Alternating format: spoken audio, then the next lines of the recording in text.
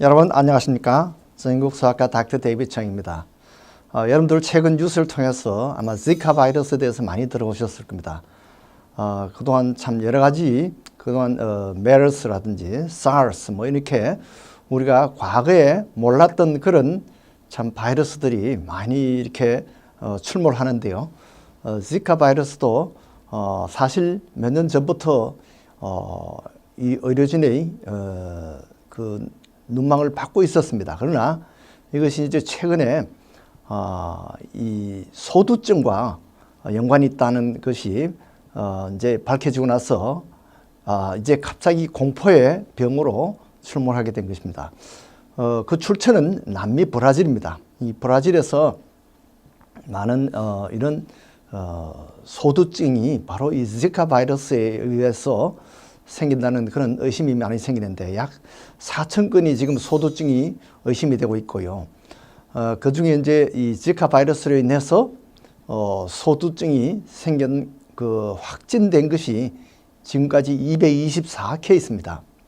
그러니까 소두증이 원인이 다른 것도 있습니다. 소두증이라는 것은 머리가 이 적당한 사이즈를 갖고 태어나야 되는데 아기가 태어날 때 사이즈가 32cm 이하라면 가령 물론 미숙아로서는 그 나이에 따라서 또 머리 사이즈가 있습니다. 그런데 평균 머리 사이즈가 대개 약 33cm에서 35cm 정도 이렇게 되는데 32cm 이하 되는 그런 풀텀 베이비인데도 그렇게 작게 나온 경우에 이것이 이 소두증이라고 이렇게 일단 의심을 하고 있고요.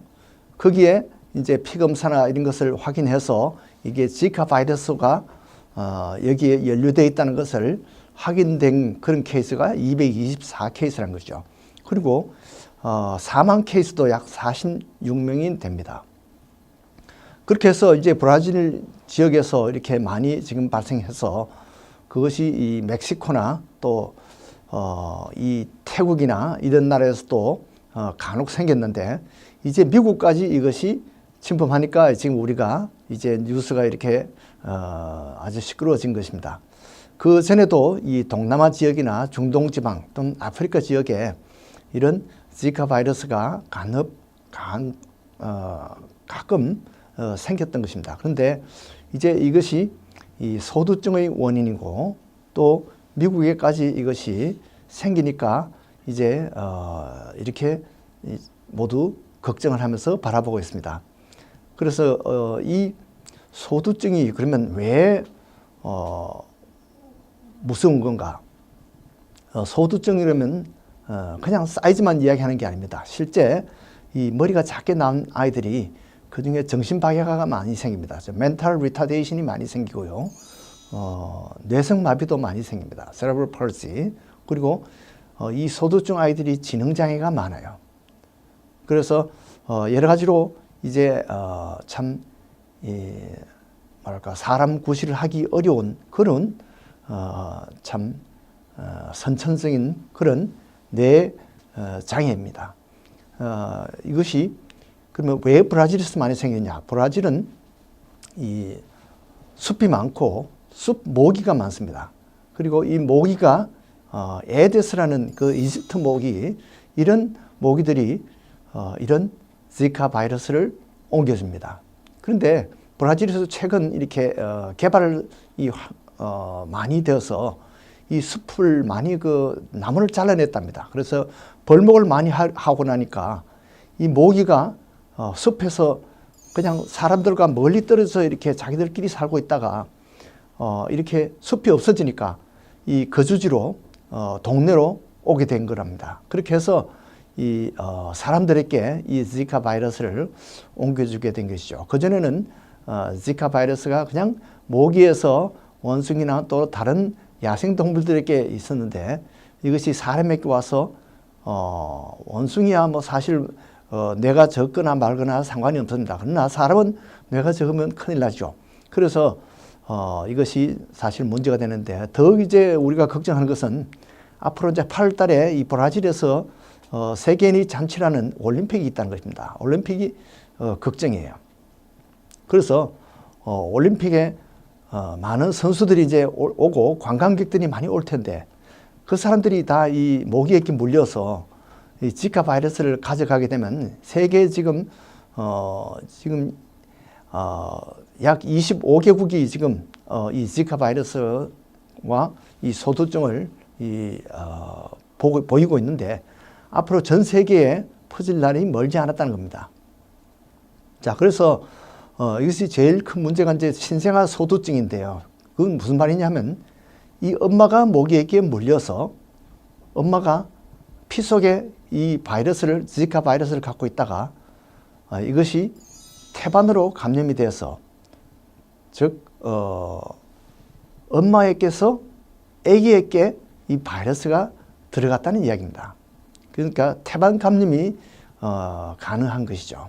가령 뭐 매독이라든지 이런 성병도 이렇게 태반 감염을 통해서 간염도 가끔 이렇게 태반 감염으로 되는 수가 있습니다만 대부분은 이 문둥병이라든지 간염 같은 것이 비간염도 엄마가 간염이 있다고 해서 아기가 반드시 태반 감염이 되는 것은 아닙니다.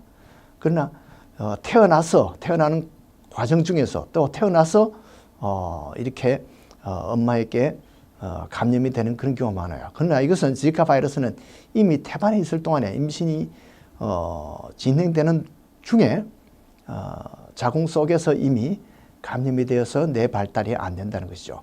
즉 일종의 이 성병과 비슷합니다. 또 남녀 성관계 후에도 이것이 감염된 사례가 지금 발표되어 있어요. 가령 남자가 이 지카 바이러스를 갖고 있었는데 같이 성관계를 가졌던 여자가 같은 증세를 가졌다는 것이죠. 가끔 이게 요즘 이제 이런 짧은 유튜브나 이런 동영상을 보면 남편과 아내가 함께 걸리는 경우가 많이 있습니다. 그리고 그러니까 아빠에게 있었던 이 지카 바이러스가 엄마에게 갔고 그다음에 엄마에게 있던 지카 바이러스가 아기에게 가서 부모들은 가볍게 지나갔는데 아기는 이렇게 치명적인 이 소두증으로 이렇게 합병증이 된 것이죠. 이렇게 해서 모기에게 감염되는 방법이 하나 있고 그 다음에 성관계로 감염이 되는 수가 있고요. 또 한 가지 방법이 있습니다. 수혈로 이것이 전염이 됩니다. 지금까지 알려진 것은 이 세 가지 방법밖에 없어요. 그러니까 지카 바이러스의 바이러스가 나타났는데 어디서 왔는지 모르겠어요. 근데 모기에게 물린 적도 없고 남미에 간 적도 없어요.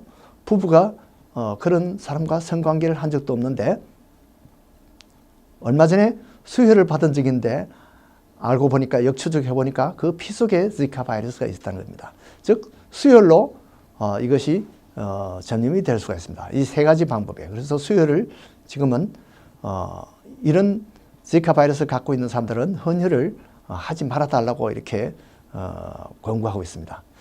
아직 잠복기도 모릅니다. 얼마나 걸리는지 몰라요. 그러나 지카 바이러스에 걸리면 보통 사람들은 약 한 3일 내지 7일 정도 감기 증세 같이 열이 날 수 있고 약간 발진이 날 수 있습니다. 그리고 이 독감같이 관절통이 생길 수가 있습니다. 또 두통이 생길 수가 있고 결막염이 생길 수가 있습니다. 대개 지카 바이러스의 염증은 대개 이것으로 간단하게 대개는 지나갑니다. 그래서 병원에 가지 않고도 다 지나가요. 그러나 아기를 낳고 보니까 그것이 문제가 된다는 것이죠. 그래서 최근에 남미에 갔다 온 사람, 브라질에 갔다 온 사람들은 임신이 됐을 때 이 초음파를 할 때 과연 이것이 소두증이 있는지 이 초음파 검사를 다시금 하게 그렇게 되어 있습니다. 그리고 이것을 확진하기 위해서는 혈청 검사와 이 소변 검사를 하게 되는데 이것을 보통 검사실에서는 할 수가 없습니다. 그래서 그것을 혈청과 소변을 얼려서 마이너스 80도로 올려서 스테이트 랩으로 보내야 됩니다. 그래서 드라이 아이스로 이렇게 포장을 해서 아주 차게 보관해서 보내야 되는데 이렇게 해서 판정이 되기 때문에 쉽게 동네 병원에서 이것이 진단이 나기가 확진하기가 어렵다는 것입니다. 그래서 치료는 그러면 어떤 방법이 있을까요? 지금 다른 치료 방법이 없습니다. 병에 걸린 사람은 진통제와 수분을 잘 섭취하고 휴식을 취하는 방법밖에 없어요. 문제는 임신이 아니냐, 임신이 되었으면 신생아에 소두증이 있느냐 없느냐, 이것을 잘 알아서 치료하게 되는 것이죠. 그래서 예방접종도 아직 없습니다.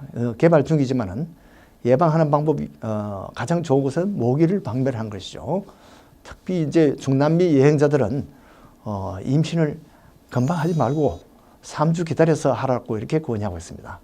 보통 지카 바이러스를 알았을 때 대개 일주일 내지 늦어도 열흘 정도 지나면 피 속에서 사라진다는 것입니다. 그래서 넉넉 잡고 3주 이후에 임신을 시작하는 것입니다.